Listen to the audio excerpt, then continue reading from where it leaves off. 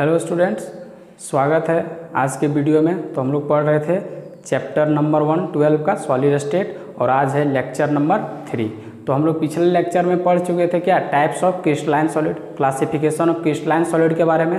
तो हम लोग पिछला वीडियो में मॉलिक्यूलर सॉलिड और आयनिक सॉलिड के बारे में पढ़ चुके थे।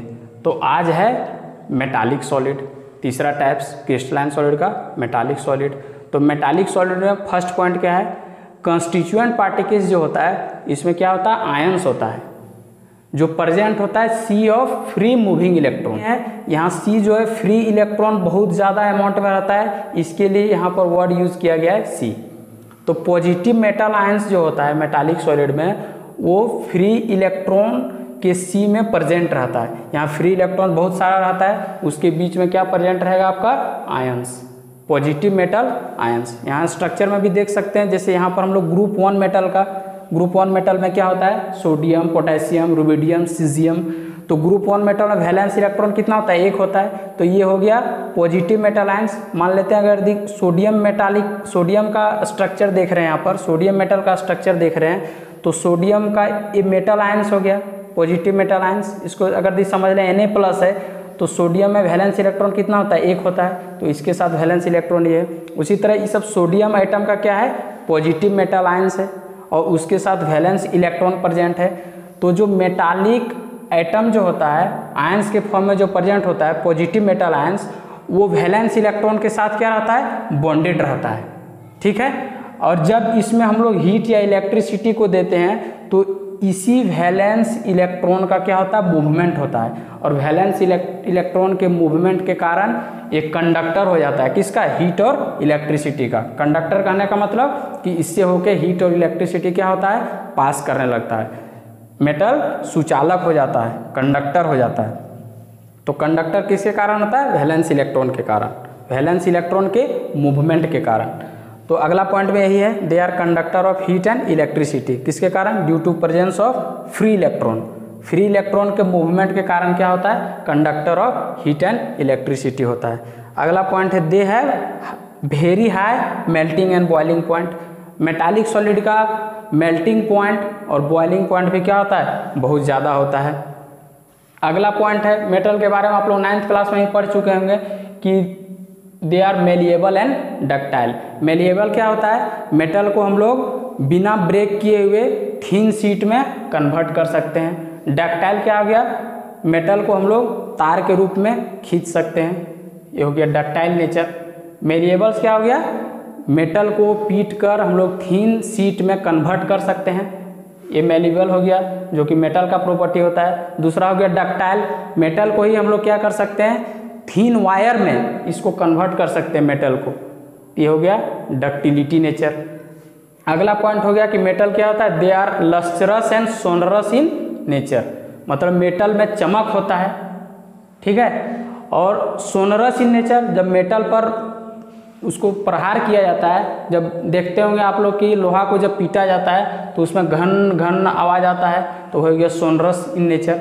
एग्जाम्पल हो गया कॉपर, Ag, Au, Pt। ठीक है। कॉपर हो गया, चांदी हो गया, सोना हो गया, प्लेटिनम, ये सब मेटालिक सॉलिड का एग्जाम्पल है। तो हम लोग आगे देखते हैं इसमें नेटवर्क और कोवैलेंट सॉलिड। नेटवर्क और कोवैलेंट सॉलिड, इसमें फर्स्ट पॉइंट क्या है, they are also called giant molecules.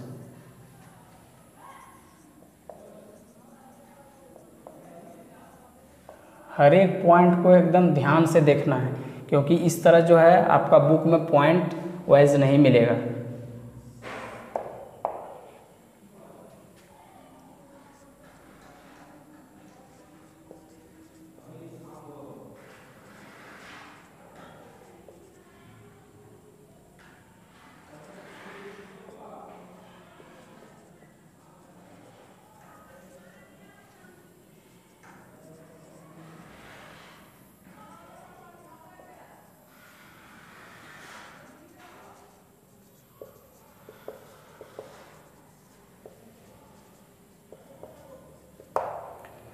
They are also called giant molecules. अगला पॉइंट है, they have extremely high melting and boiling point.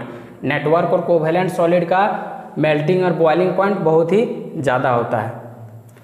They are very hard and brittle in nature.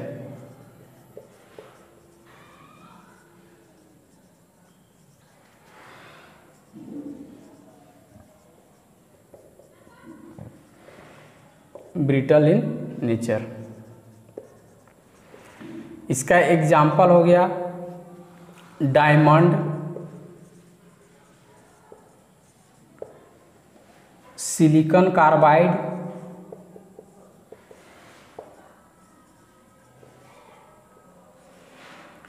Formula हो गया SiC, aluminium nitride AlM।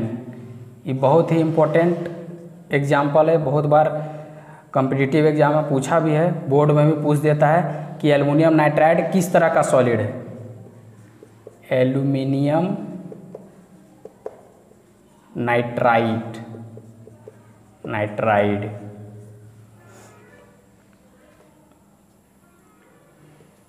ठीक है। तो network और covalent solid में क्या हो गया, they are also called giant molecules. अगला पॉइंट हो गया, they have extremely high melting and boiling point, they are very hard and brittle in nature. इसका मेल्टिंग पॉइंट इतना ज़्यादा होता है कोवेलेंट सॉलिड का कि मेल्टिंग टेम्परेचर तक पहुँचते पहुँचते ही सब्सटेंस क्या होता है, डिसअपियर हो जाता है। मेल्ट करने से पहले वो वेपोराइज हो जाता है, एक तरह से समझ सकते हैं ख़त्म हो जाता है। लेकिन इसमें एक एक्सेप्शन है, एक्सेप्शन है आपका, एक्सेप्शन है ग्रेफाइट। एक्सेप्शन क्या है, ग्रेफाइट। तो एक्सेप्शन क्यों है, क्योंकि ग्रेफाइट जो होता है वो हार्ड नहीं होता है। और एक चीज़ और यहाँ पर कि नेटवर्क और कोवेलेंट सॉलिड क्या होता है, they are non conductor of heat and electricity. They are non conductor, या इसी को बोल सकते हैं क्या, इंसुलेटर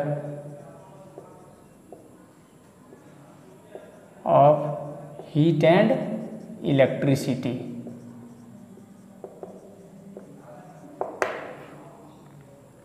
अब एक्सेप्शन में देखते हैं, एक्सेप्शन क्या है, ग्रेफाइट है।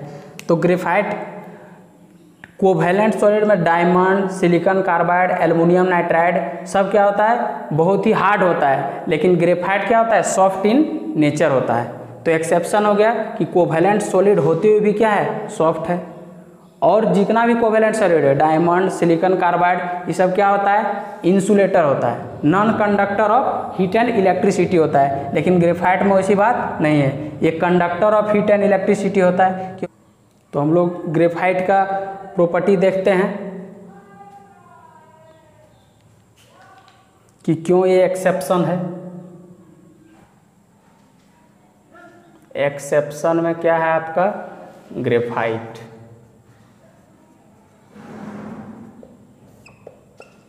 तो इस ग्रेफाइट में फर्स्ट पॉइंट क्या हो जाएगा, they are soft, they are soft and slippery in nature.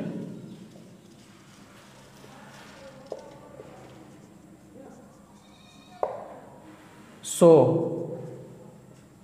They acts as good solid lubricant.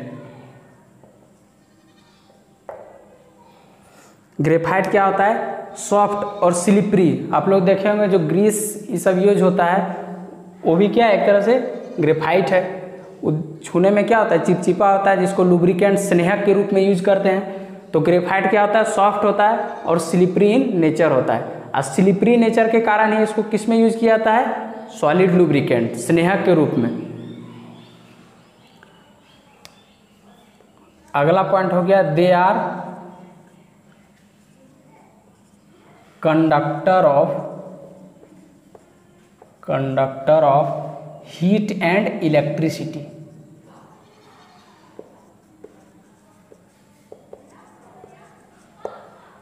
Due to presence of